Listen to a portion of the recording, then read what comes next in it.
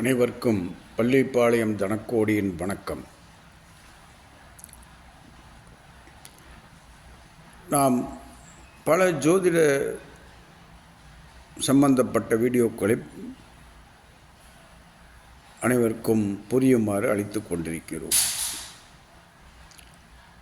அந்த வகையில் இன்று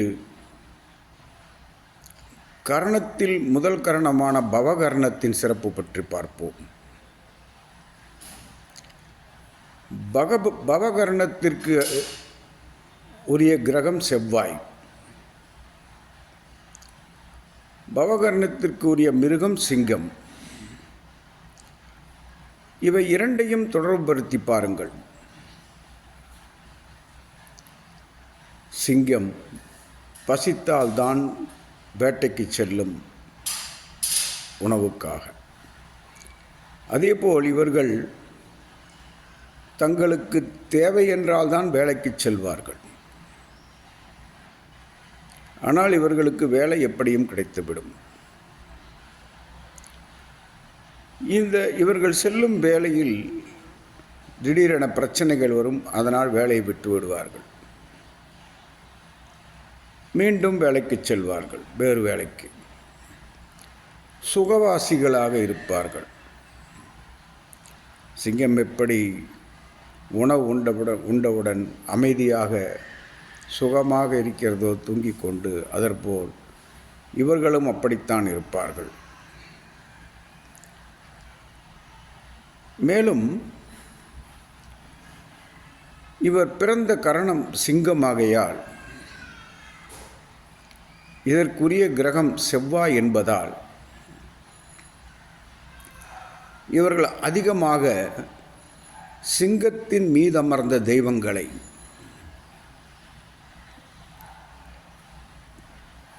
வணங்குவார்கள்.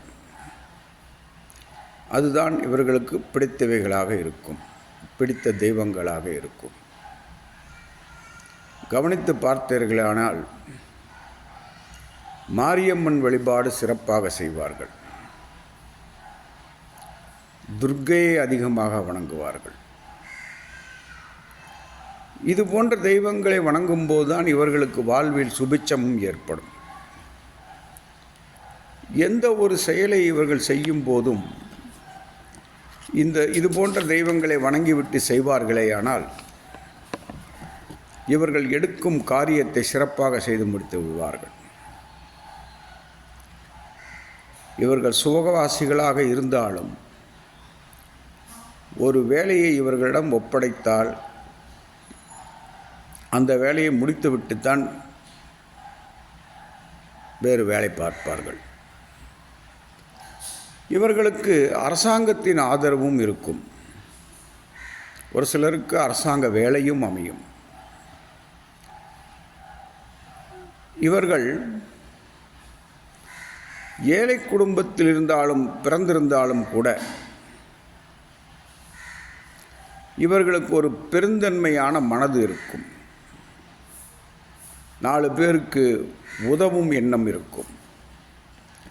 சிங்கத்தின் குணத்தை ஒப்பிட்டு பார்த்தீர்களேயானால் சிங்கம் ஒரு விலங்கை வேட்டையாடும். ஆனால் அங்கு சாப்பிட்டு விட்டு மீதத்தை அப்படியே போட்டுவிட்டு வரும். மற்ற விலங்குகள் அந்த உணவை சாப்பிடும். அதுபோல இவர்களும் தன் தேவைக்கு மேல் இருக்கும் வசதி வாய்ப்புகளை நல்ல முறையில் பயன்படுத்துவார்கள்.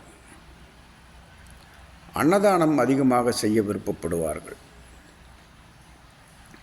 அதேபோல் ஒரு கோவிலுக்கு சென்றால் அங்கு யாராவது அன்னதானம் கொடுத்தால் அந்த அன்னதானத்தை பெற்று சாப்பிடுவார்கள்.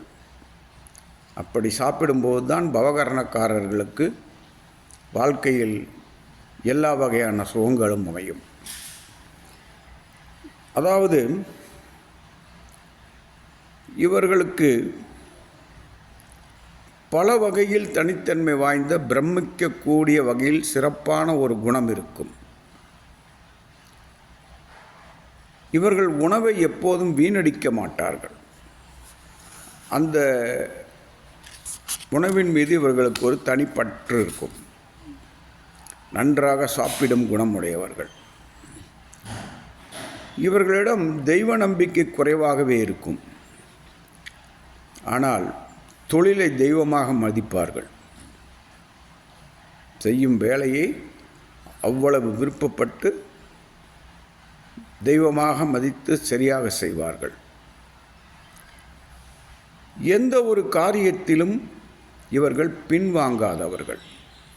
சிங்கத்தின் குணம் யாரையும் அடிக்கும். அதுபோல இவர்கள் அதிகமாக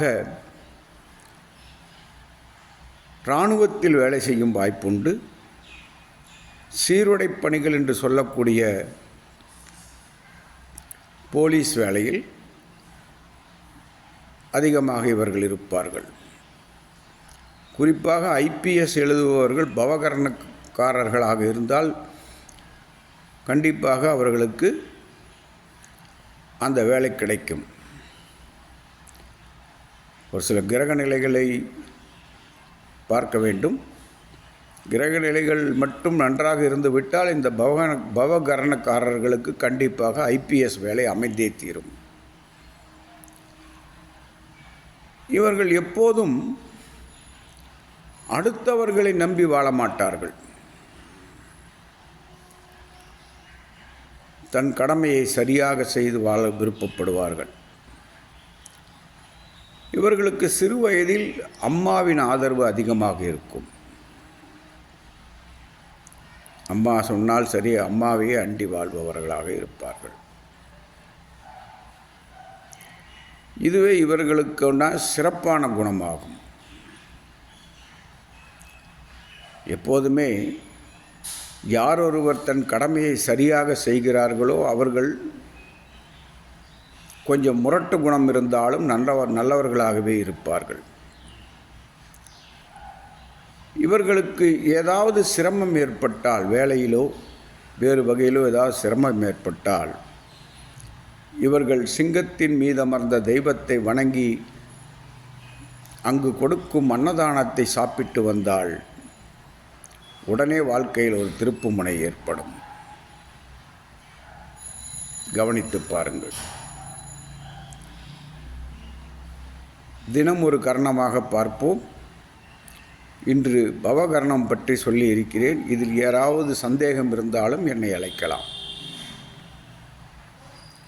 எனது ஃபோன் நம்பர் 9487313300 மற்றும் 9364111294.